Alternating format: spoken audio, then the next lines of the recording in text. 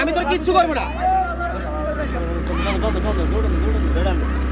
22 দিনের নিষেধাজ্ঞা চলতেছে, কিন্তু আমরা দেখতেছি যে এই নিষেধাজ্ঞায়ও অনেক মৌসুমী জেলেরা তারা ঈদ উদযাপনের মতো মাছ ধরতেছে এবং স্থানীয় প্রশাসন চেষ্টা করতেছে তাদের নিরোধ করার জন্য, কিন্তু বর্তমানে তারা এতই চতুর যে তাদের নিরোধ করা খুবই কষ্টকর হচ্ছে।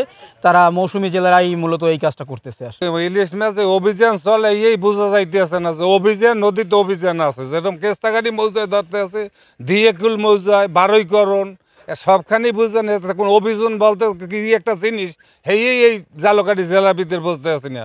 প্রশাসন একদিক দিয়ে যায় আর একদিক দিয়ে তারা জাল পাততে যায়, ঈদের মতো জাল পাততে আছে, এই আমরা দেখতে আছি, আর কোনো পাইতে আছি না।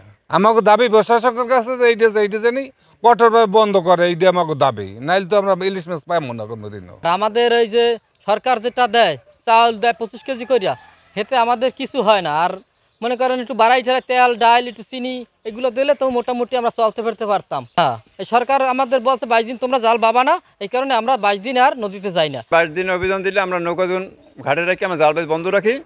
ওকে দিন বাইনা আমরা নৌকাজন কুলের স্বার্থে উঠেছি, আর মৌসুমি জেলার তারা জাল বায়। আর এবার বদনাম হয় আমাকে সরকার ওই চাল দেয় 25 কেজি করে অভিযানের সময়, আর এমনি 4 মাসের দাম আমাকে দিতে চায়।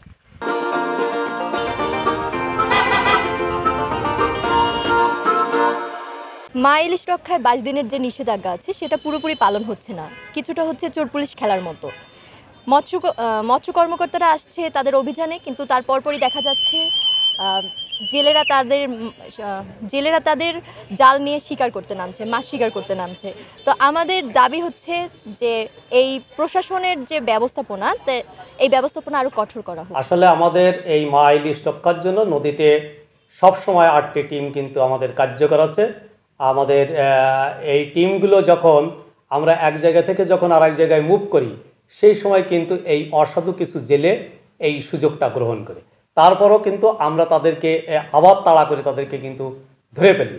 আসলে এই অভিযানটি সঠিকভাবে বা শতভাগ বাস্তবায়ন করতে গেলে আসলে জেলে আমাদের বিভিন্ন যে স্টেক হোল্ডারগণ আছে তাদেরকে আসলে সচেতন হওয়ার দরকার আছে, এবং সর্বোপরি যে ইলিশ সম্পদ, এই ইলিশ সম্পদের যে গুরুত্ব এটি জনসাধারণের মধ্যে আরও ব্যাপকভাবে প্রচারের বিষয়টি রয়েছে।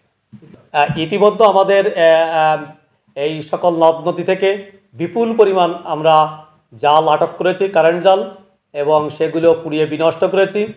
এছাড়া এই বিভিন্ন মেয়াদে আমাদের এই জেলায় কিন্তু জেলেদেরকে কারাদণ্ড প্রদান করা হয়েছে এবং অর্থদণ্ড প্রদান করা হয়েছে একই